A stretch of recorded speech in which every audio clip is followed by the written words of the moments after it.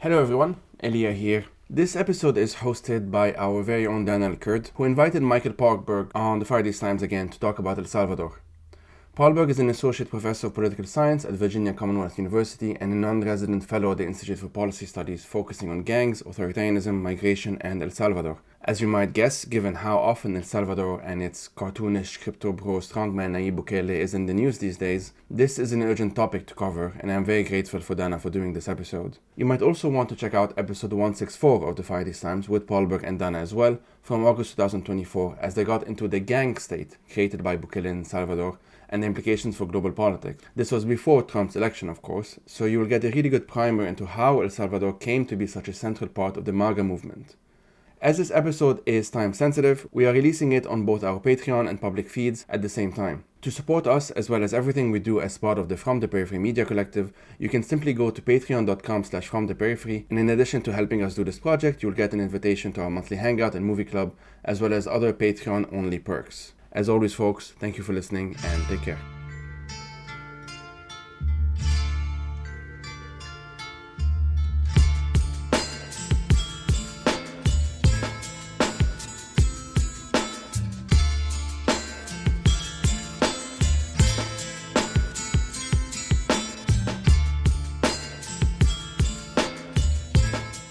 All right, welcome to the podcast, Michael. Thanks for having me. We have you on again after our first episode on El Salvador and what we called the gang state. But El Salvador and what's happening there and its connections to the United States is back in the news. It never really left. So let's start with, what are the conditions in El Salvador prior to all of the news about the deportations of the detainees, particularly the state of exception that Bukele has enacted in El Salvador the last couple of years? Right. So El Salvador is effectively today a one-party authoritarian state. It has been under the past 2.5 years under something called a state of exception that President Bukele declared in response to a spate of violence, a number of killings by one of the two principal gangs in the country, MS-13, and effectively put the country under martial law since then. So there have been a number of narratives that have been pushed by the Bukele government and now are being reproduced in the United States about what this regime, specifically the state of exception, means, what it is. And a lot of this is, it's propaganda. And so I think it's helpful first to situate the audience in what it is and what it is not. The narrative coming from the Bukele administration is that this is an anti-crime anti-gang measure, that it is something that is needed because El Salvador was famously the murder capital of the world in the past. It no longer is. And in fact, it no longer was at the time that Bukele came into office before he took these measures. But the narrative is that crime is out of control, the gangs control much of the country outright, and nothing has worked, and therefore Bukele needed to take extraordinary measures to crack down.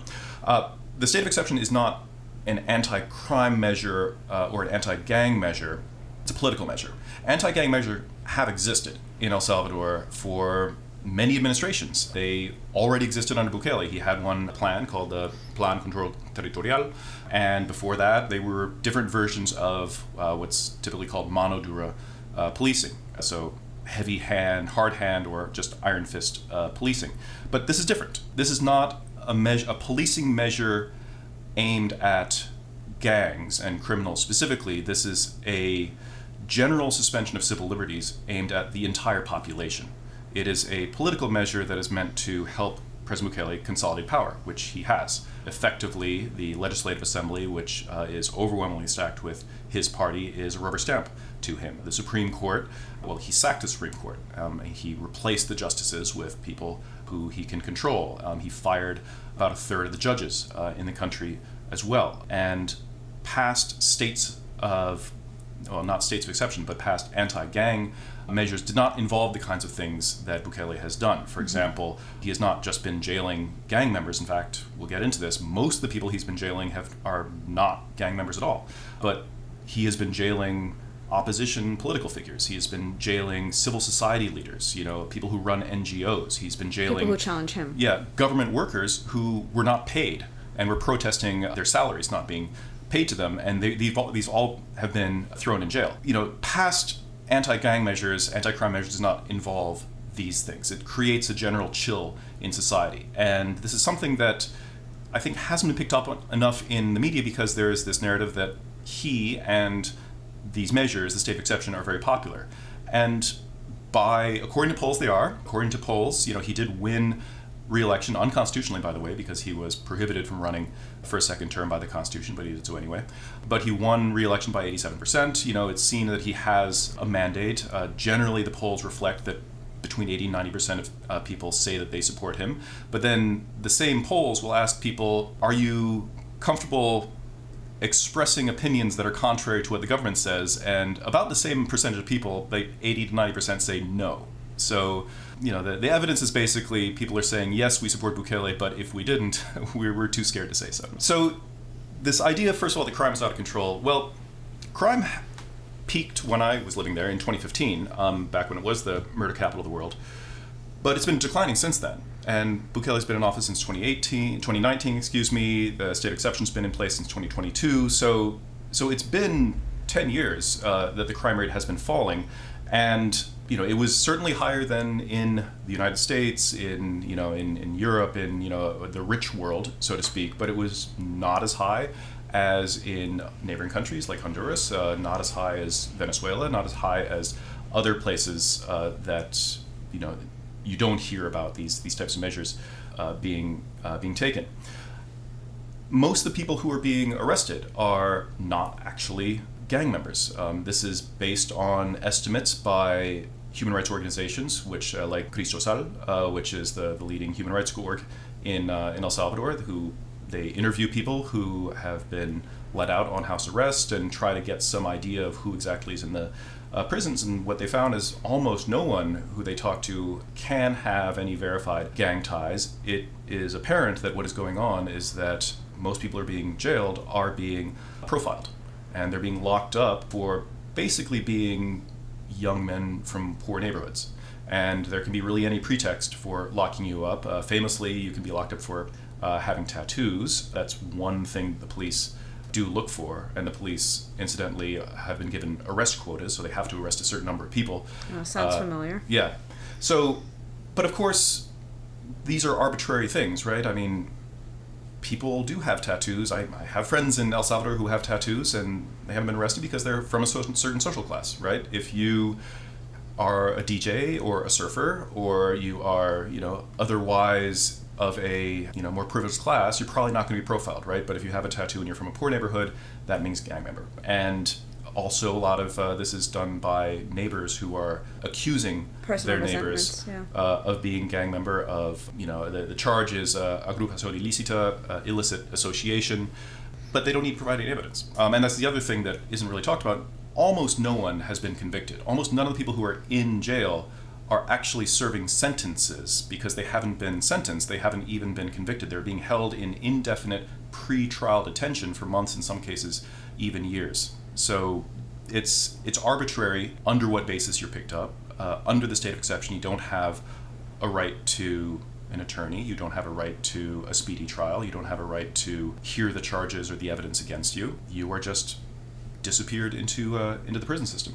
And so this is, yes, it is effective to some degree in suppressing crime, just because when there are this many people who are locked up, 2% of the adult population currently has been locked up. This is the highest incarceration in the world, even higher than the United States. We didn't think that was possible. But yes, it does suppress activity on the streets generally, including gang activity, although there are reports that gang activity does still continue in certain parts of the country, but at extremely high cost. The estimates of false arrests, people who are being arrested who are not actually gang members, varies from 30% to as much as 70%. And I think it's highly likely that the majority of people who've been arrested are innocent. That's fascinating, and also eerily similar to what I, as a Palestinian, understand about administrative detention. So what is the Trump connection to all of this? Why does Trump see in Bukele a model? What do both Trump and Bukele benefit from their close ties and their coordination, aside from general badness and transnational authoritarianism?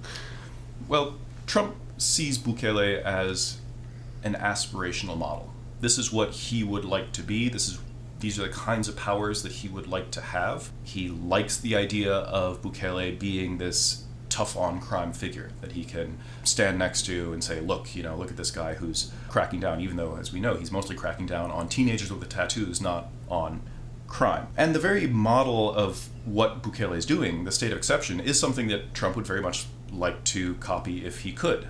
And it's helpful to take a step back and think about what the state of exception means, and even what the very concept comes from. The concept state of exception, philosophically speaking, comes from a particular thinker named Carl Schmitt, who was a Nazi political theorist, famously called the crown jurist of the Third Reich. And his famous quote is, "Sovereign is he who decides on the exception." His whole point was, forget the rule of law. I mean, rule of law is one thing, but if you really want to know who has power, it's who has power to defy the rule of law, who has power to subvert it, to make the exception. The laws do apply to everyone else, but not to me. Right? And this is the attitude that Trump has, and this is the attitude that Bukele has, right? So it's helpful to understand this in terms of what they are doing and why they are doing it, right? There's this idea that they're trying to create a legal precedent for what they're doing, the deportations, the lockups, the detention. No, they're not. What they're trying to do is create, a sense of invincibility, a sense of absolute power, the sense that they don't have to abide by the rules, and that's the whole point. So they're not creating a legal precedent, they're creating an exception, and specifically an aura of power that cows the opposition, that scares people, and that makes it easier for them to rule. You can detain someone in the United States and they can disappear. Yeah. There are some, we'll talk about this, but there are some of these Venezuelan detainees that aren't even at CICOT. Like, they're completely disappeared. Right. Yeah, we don't know what's happened to them. And that's the whole point. The point is being arbitrary. You never really know under what basis you could be arrested. It keeps you on your toes and it keeps you scared. From Bukele's side of things, El Salvador has always been close to the United States, at least in since the 20th century. So Bukele is certainly not the first president of El Salvador to seek strong relations with the United States. Generally, presidents run for office in El Salvador promising to have good relations with the United States because so many Salvadorans live in the U.S., because they send remittances back to El Salvador, and because the economy is so heavily dependent on those remittances. 25% of the GDP actually comes from remittances, which is huge. In comparison, foreign direct investment is only 2% of the GDP. And there's also, of course, long history, which we talked a little bit about the Civil War and the U.S.'s role in that. So check the previous episode, everybody. Which, of course, is what led to many people fleeing the country, fleeing the violence that the U.S. played a role in, and ending up, ironically, in the United States.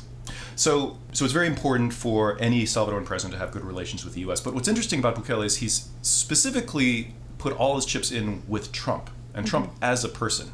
Not the U.S. government. He had not so great relations with the Biden administration, but not even really the Republican Party necessarily. Just about Trump and Trump's family, because Trump Jr., Don Jr. came to his inauguration, his second inauguration. Wow. And so this is kind of odd, right? Because Bukele has to know. He intends to stay in office as long as possible. He's a relatively young guy. He's an elder millennial like me, and he could theoretically be in office for another, who knows, 40 years. But, he understands Trump is only going to be around for another 3.5 years. That's the assumption that you're making. Trump is also 80, so, even true. if he stays, somehow we'll have Baron extra Trump, constitutionally, we'll see. But, he's willing to really alienate entire half the country, an entire political party, in just going all in with Trump. And I think for him, it is...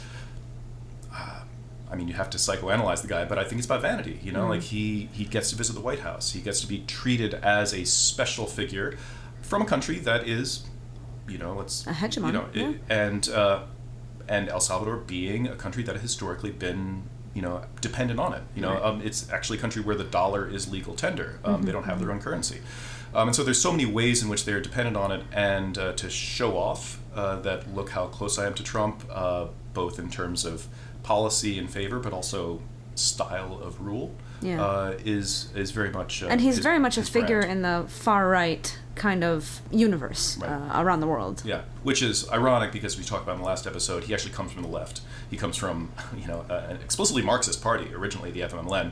And his father is a Palestinian Muslim. And his father's a Palestinian Muslim, the imam of the San Salvador Mosque, or was before he passed away. So there are all these things, and you don't have to look that hard to find tweets by Bukele in which he's tweeting pictures of Che Guevara and giving eulogies to Hugo Chavez, but none of that really matters because we're in this topsy-turvy world where it's not about ideological consistency. No, it's about authoritarianism. Yeah, it's about authoritarianism. Power. It's about projection of power, and he's a publicist by trade. He's very good at projecting these things and getting people to buy into his narrative. So I want to touch on also this recent incident, I don't know what to call it, where the Department of Justice under the Trump administration has dropped charges on 2 known MS-13 gang members, 2 leaders, if I'm not mistaken, and dropped charges and are planning to essentially deport these people back to El Salvador. There's something extremely sinister about this particular incident. So how... explain that to the folks listening. Yeah, it's been an alarming development. I've been following this and trying to raise awareness about it.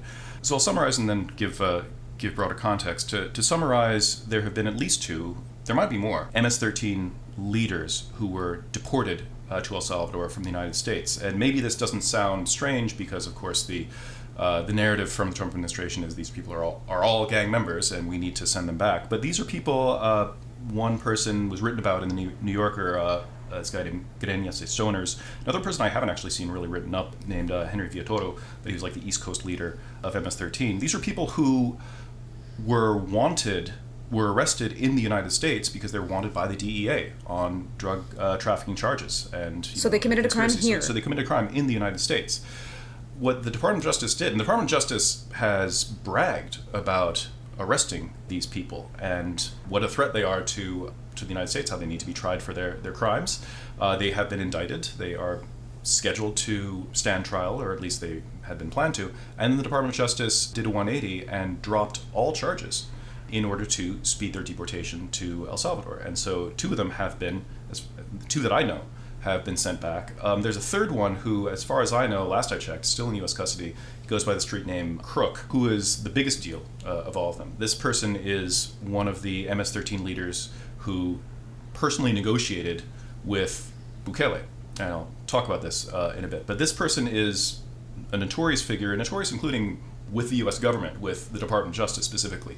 So this is someone who was an MS-13 leader in El Salvador, part of the ruling council of MS-13 called the RANFLA. He was important enough to the administration that they let him out of prison in El Salvador, and in fact, helped him escape the country. There's a member of Bukele's cabinet named Carlos Marroquin, who is himself known as a gang figure. He has a gang nickname and everything. And he is the director of an office called Social Fabric. He's still in office.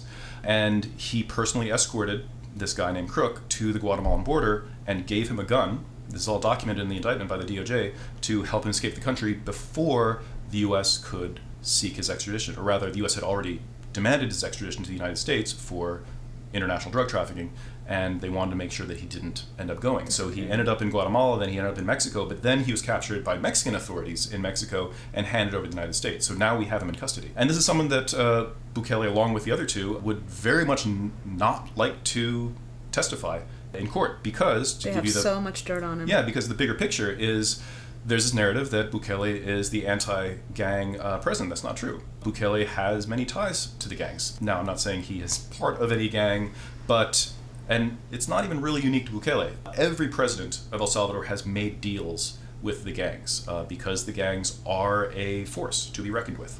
And when he was mayor of San Salvador, Bukele made a deal with the other gang, Barrio 18, 18th Street, to allow them to refurbish a downtown shopping district. If you want to do some kind of development, you have to go through the gangs, and pretty much every mayor had to do that. But it got kind of more sinister than that. As I said, he's named people to his cabinet who have ties to the gangs, either connected directly to gangs or a couple of them worked as gang lawyers effectively. There is also the director of prisons. This person has also been named, is sanctioned by the U.S. Treasury as a corrupt official who has been another go-between between the Bukele administration and the gangs. In the Bureau of Prisons, the gangs helped this person embezzle money. Also, during COVID lockdown, Bukele administration actually got the gangs to distribute food aid packages. But another part of that deal was the gangs were giving exclusive access to their neighborhoods to the ruling party, to Bukele's Nuevas Ideas party, to campaign. And there's probably other parts of this deal that we don't know. And this is what a lot of us would like to hear. And we'd like to have this come out in testimony. So these are not the innocent civilians who are mostly being locked up in El Salvador. These are known gang leaders. But this also goes into the dichotomy as to who Bukele is going after and who he's not. Because while he's locking up teenagers who may or may not have gang ties, most of them probably not, he's protecting and still protecting top gang leaders. And at this point, if they are in danger of exposing whatever details of the pact he made with them, he very much wants them back. And so this is He wants them back for what? Yeah, to probably be killed. Right. We don't know exactly what's going to happen to him, but what happens to all the people in the gulag system in El Salvador? They disappear, you never hear from them again. So this is effectively a criminal conspiracy. This two governments, the U.S. government and the Salvadoran government, conspiring to disappear and probably murder state witnesses in order to cover up a corrupt deal between the Salvadoran government and gangs like MS-13. And for two governments that claim that they are doing everything to fight gangs and crime, they're going to great lengths to silence anyone who might talk about this stuff. Yeah, completely wild that this is just one of the crimes committed by this administration, and we don't even have enough of an uproar around the fact that they are conspiring with an authoritarian government like the one in El Salvador to do this.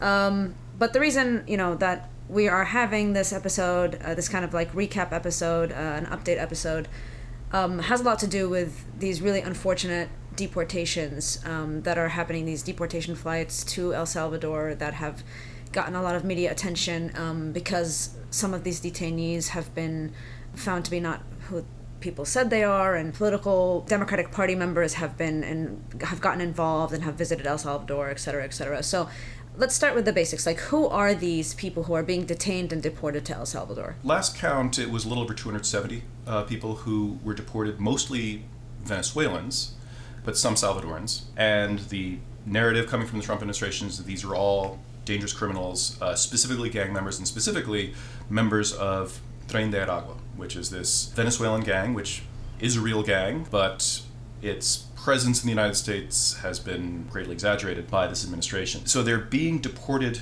to El Salvador because, at least the Venezuelans, because the U.S. does not have a deportation agreement with Venezuela.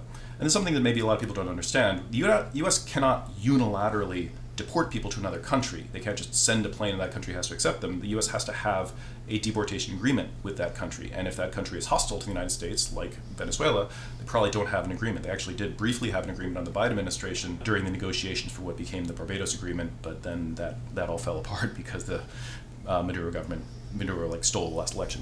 Anyway, there is no agreement, and so what are we going to do with these Venezuelans who we want to deport? Send them to El Salvador. And now send anyone to El Salvador is kind of the general threat for anyone that the administration wants to offload or wants to punish.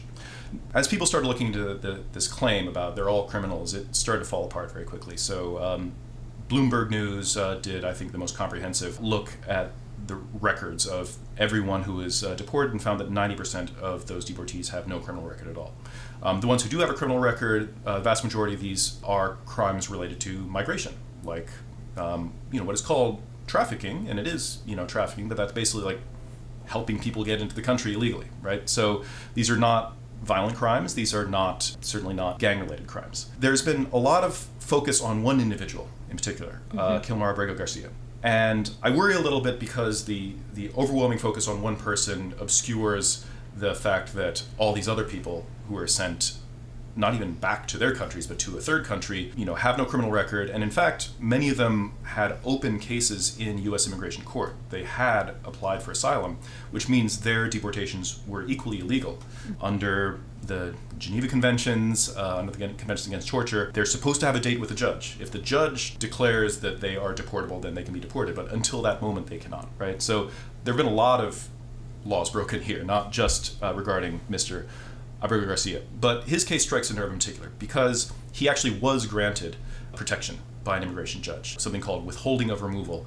This is because this individual was fleeing the gangs in El Salvador. He is someone who had been attempted to be forcibly recruited into MS-13, and he fled El Salvador before that could happen. And then when he was in the U.S., he was picked up by police. At one point, he was accused by an anonymous source with no evidence of being connected to MS-13, but there has been no evidence that he was.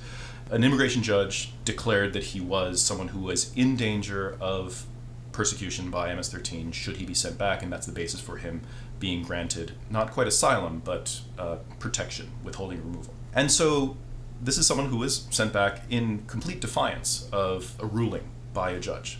Subsequently, including up to the Supreme Court, courts have said that he needs to be returned. The Trump administration and the Bukele administration have both said they're not going to do this. Pretending, how can I? Yeah. On the Bukele side, because the Trump administration is paying him to hold all these people. This is an important case for a lot of people, but including Salvadoran Americans, including the Salvadoran diaspora, because what Abrego Garcia went through is a familiar story. A lot of people in the post-war era fled to the United States because of gang violence. A lot of people fled because they or their children were being forcibly recruited by the gangs. They want to avoid that. And it's also familiar for many people who therefore had been pressured by gangs, persecuted by gangs, to then be accused of being gang members themselves in the United States. Why? Because gangs will oftentimes force people against their will to do things for them, and that gets them labeled as accomplices, and or even just living in a neighborhood where a gang has exerted hegemonic control can get anyone, especially a young man, accused of being gang members. So what happened to Abrego Garcia is familiar to a lot of people in the diaspora. Ironically, the diaspora has been overwhelmingly supportive of Bukele up until now, voting in the last election with him more strongly than even the domestic electorate. We're starting to see that weaken because this is starting to impact them. Yeah, question, well, how much does Bukele really have our back if he is backing this, this policy of mass deportations and in fact helping the criminalization and the deportation of someone who himself was a victim of the gangs. But to go back to the broader situation with all the deportees, I think there's another misunderstanding, false narrative about what this is. It seems like a lot of people in the United States think that these 271 people are being, first of all, that they're criminals and they have been convicted of a crime, but they are being sent to El Salvador to serve their sentence in El Salvador instead of being incarcerated in the United States as a substitute for that. That's not the case. First of all, as we talked about, the vast majority of them have never been convicted of a crime. Even if they did, though, that wouldn't be relevant, because if you commit a crime in the United States, you do time in the United States. There is no basis for the U.S. offshoring its criminal justice system to another country. This would be a violation of the very concept of territorial sovereignty. And if a country like the United States did not have monopoly power to enforce its own laws in its own territory, it would not be a sovereign country. So this is a strange thing for the Trump administration to effectively be advertising, right? But if they are being sent to a country like El Salvador, especially if they are a foreign national like Venezuelans, what legal basis does El Salvador have to hold them? Like, what law did they break in El Salvador? They don't have any criminal record in El Salvador, even if they did in the United States. So there's no basis for them to be jailed there. They haven't been sentenced. They're not serving a sentence. And so they're effectively being disappeared the same way that Salvadoran citizens have been disappeared in the system, which is say the vast majority of them have not been convicted of a crime either. They're just held in indefinite pretrial detention. And so this goes back into the same arbitrary administration of justice that you can't appeal this. You don't have any legal recourse to demand that they be freed because there's no legal basis for them to be jailed in the first place. And these are being sent famously to this mega prison called SECOT, the Anti-Terrorism Center. This is another bit of misleading propaganda. So most of videos and images that we've seen coming out of El Salvador that both the Bukele administration and the Trump administration have been publicizing are in this mega prison, 40,000 capacity mega prison it's actually being opened in stages, so it's not completely at capacity yet or finished yet. But you're seeing all these dramatic videos, staged videos of scary looking inmates who are usually covered in tattoos, have tattoos on their faces, who are in their underwear being treated in a degrading fashion, being forcibly duck walked or running through a gauntlet of guards who will be beating them, treating them roughly. The vast majority of people in El Salvador are not going to CICOT. CICOT, they're going to all the other prisons in the country, which ironically actually have worse conditions than CICOT. CICOT is a new prison, so it's not, even though it looks scary, it is not dangerously overcrowded. It does not have these extremely poor sanitary conditions that we know exist in the other prisons in El Salvador, which are at as much as 400% capacity. CICOT is holding people who Bukele never arrested. So all these people with the face tattoos, if you look closely, you can see these are 45, 50-year-old men. The average age for a gang member in El Salvador, at least to join the gang, is like 14 or 15. So these are not current gang members, or at least people who were recently gang members and were arrested. These are people who were arrested years, maybe decades ago, by previous governments. And they're moved to this prison because this prison is designated... For the photo op? Yeah, well, to hold who are considered hardcore gang members. So these people you're seeing in the photos, they are gang members. However, they are not the people Bukele arrested. None of them were arrested under the state of exception. They were moved there, but they were being used to justify the state of exception, to justify the arrests of a bunch of people who were not gang members. And this is where the Venezuelan detainees are being placed. And this is where they're being placed. With hardcore, right, gang members. Yeah, but this is all to say that it's not just this one prison. There's a whole, Gulag archipelago in El Salvador, and he's using this image to scare people, and specifically scare the diaspora. One reason we know that they are not recent arrestees, besides the fact that they look old, is the very fact that they have tattoos all over their faces and their bodies. This is a custom, an image that has been reproduced in a lot of pop culture, including the U.S. There are movies like Sin Nombre, in which you see this, and this is what people think of when they think of the famous gangs of El Salvador, especially MS-13, right? I did research in gang-controlled territories when I was there, and this was 10 years ago, and I was in a place called San Miguel, which is historically MS-13 territory. MS-13 was around, you knew this. You also knew that they had ties to the local government, including the mayor, and yet you never saw anyone with face tattoos. And this is something that the gangs actually actively discouraged their members from doing after a while. Obviously, when you get a face tattoo, you are branding yourself as a social pariah forever. You can't ever enter regular society, but there are downsides to that too, right? If you want to blend in, if you want to bribe a mayor, if you want to bribe a cop, if you want to, infiltrate places, you can't look like that. And so the gangs started taking a more strategic approach and told the members, don't get the tattoos. In fact, don't get tattoos at all. So this image, this is an older image. This is an image from the 90s and early 2000s. That speaks to kind of the diaspora fear. Exactly. That is familiar to people who left El Salvador in the 90s and the early 2000s. And they remember what that was like. They also remember when crime was higher. That was the reason why many of them fled. And they remember especially having to pay extortions. And it is known that gangs target people in El Salvador who have family members in the U.S. because they know those people receive remittances from their family members in the U.S. And oftentimes these gangs, which are also exist in the United States, would be extorting people on both sides. And so these are people who are shell-shocked, originally shell-shocked by the Civil War, and now shell-shocked by the gang violence, who see these images and say, great, lock them up, throw away the key. And they think anyone who's being locked up must be this bad, where in fact those people with the face tattoos are like a sliver. Yeah, and not even the people who are being targeted. And I would say, correct me if I'm wrong, but it kind of seems like it plays a huge propaganda role for the Trump administration as well, that kind of image. Obviously it doesn't resonate with like the everyday American, what this face tattoo implies about the Civil War. I don't think any American knows anything about El Salvador really, but when you see like Kristi Noem like posing with those people, when you see right-wing influencers being allowed in, I think that it plays a propaganda role for the American audience. Right. And this goes into who they're letting into the prison at all. Famously, U.S. Senator, Democratic Senator from Maryland, Chris Van Hollen, went to El Salvador recently to try to find Mr. Abrego Garcia. He did, and they It's from Maryland. had a photo op.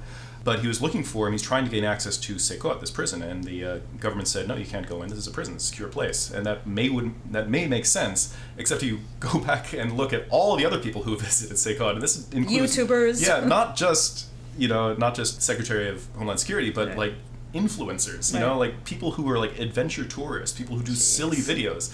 Because anyone who is, there was this guy, his name is Luisito Comunica, or that's his YouTube channel. He's a Mexican YouTuber, and he has silly videos like, about, I don't know, like I spent time with cannibals in like whatever country. So he goes to El Salvador because it's another shock value kind of thing. So they let people like that in, but they don't let senators, a U.S. senator in, right? And then when he did end up meeting with Abrego Garcia, and he's spoken about this, the senator, the officials put out margaritas, like the drinks, in front of them, and took a bunch of pictures with them to try to suggest that Abrego Garcia was basically on vacation, or he was being treated very well. And it's important to remember, Bukele, his background before becoming president was in business, and his chief business was as a publicist. And he knows how to manage the use of media, especially social media, and the power of the image to fool people. There's also the question of how bad are the conditions in prison, because they tightly control who can come in and who can't. And because so much focus, unfortunately, has been on just this one prison and at the expense of all the other prisons in the country, we don't know. But a big question is, how many people have died? How many people have died in prison? And we don't know this. There have been different estimates. Cristosal, the main human rights group, has documented at least 200 to 300 deaths in prison, and this has included children. This has included women as well, who have been locked up. But another human rights organization called Socorro Jurídico Humanitario has estimated over 1,000. I'm guessing it's in the thousands. It's much more than that. And part of the problem we don't know this is because the way that we know anything about the conditions of these prisons are based on interviews with people who were released. And roughly 7,000 people were released. Now, they weren't released as in they were exonerated and said, you can go home, you're free. They were released on house arrest. But the government is implicitly admitting that these people are at least not dangerous and not actually gang members. Most of them are too scared to talk because the government still has a right to re-imprison them anytime they want. So there's only a handful of them who have talked to these human rights organizations, to the media. So first of all, it's not a random sample. And secondly, the types of people who would be released are probably the people who are the least likely to be suffering from the abuses, from torture. And obviously anyone who has been killed in prison is not being let out of prison to talk. So we don't know. But based on their testimony, we know that certain practices are widespread. So torture is widespread. This is, there have been, the types of deaths that have been documented have been deaths by beating, deaths by asphyxiation, there's use of electroshock, use of waterboarding. But another important kind of torture and means of discipline has been the deliberate denial of food and medicine. So the government has said, we're just not going to feed all these people. And they have, on the one hand, said we don't have the resources to, but then President Bukele has tweeted openly that we're denying people food in order to punish them. So in any case, people are only guaranteed one meal a day, and if you want to eat, you have to get food from outside, get them from your family members. And so there's all these people who are sending care packages to their loved ones to the prisons, as well as sending bribes to guards to try to make sure that they get those care packages, or maybe they get moved to slightly better cells. However, under the state of exception, they have no means of communication with their family members. They have no way of even knowing if they're alive. So they're sending all this money just blind, and food, and you can imagine the likelihood of theft, the likelihood of corruption is extremely high when there's no accountability. So there's probably a lot of people who are sending food and money to people who have already been killed, and they don't know this. And there have been even people on social media who've tried to crowdsource intelligence and use satellite imagery to look for evidence of mass graves. And there have been some pictures that come out around the prisons that look like they might be mass graves. We don't know that yet. But in any case, what we do know is that there's a lot of people who are basically going into poverty to try to keep their family members alive without any knowledge of what's going on. And this is something that is another kind of irony, because the government has said, and Bukele's used this term, liberation. He's actually told Trump he should liberate the general public too, right? But the idea is like they've been liberated by the gang, liberated from the gangs by the government, by this anti-crime crackdown. And what the gangs do, what their main business model is extortion. They run protection rackets, they force people to pay them money, right? Well, now all these people who used to be paying bribes, or excuse me, used to be paying extortions to the gangs, they're paying the same amount in bribes and care packages to the government. The government has effectively taken the role of the gangs and is equally unaccountable to the people. Truly a gang state. And is this really any better for the average citizen? I'm not really sure. And another thing that goes into the broader political issue of Trump and Bukele is Bukele has been backing Trump's policies 100%, and those include, famously, mass deportations. As I mentioned, El Salvador is extremely dependent on remittances from the United States. It's its number one source of income. So 25% of the economy comes from remittances. If Trump makes good on his plans to deport hundreds of thousands of people to El Salvador, what would happen to the economy? It would crash, right? Because they would lose that source of income.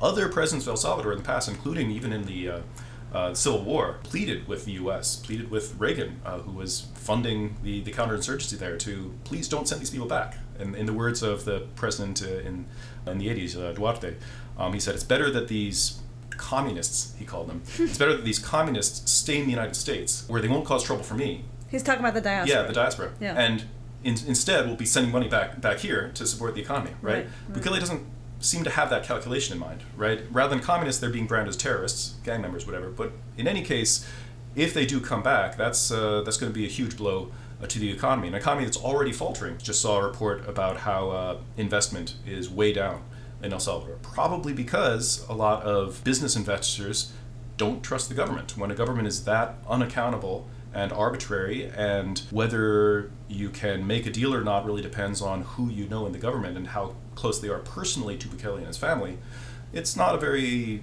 good investment.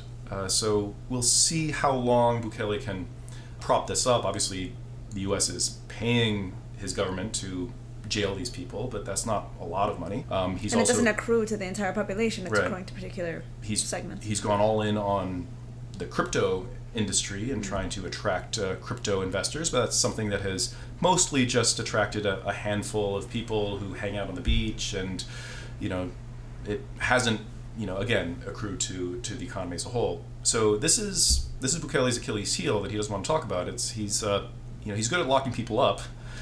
He's not so good at managing the economy, and we'll see how long he can maintain this image as the coolest dictator in the world, as he calls himself. Jesus Christ. I mean, everything you're saying is just like the fact that Trump finds this as a model, good at locking people up, not good at the economy. I mean, Americans have a lot of thinking to do, I think. Well, thank you so much, Michael, for this illuminating and horrifying episode. And yeah, hopefully we talk to you on better terms next time. Yeah, anytime. But I'm always happy to talk about the doom and gloom. Oh, dear. All right, take care. All right.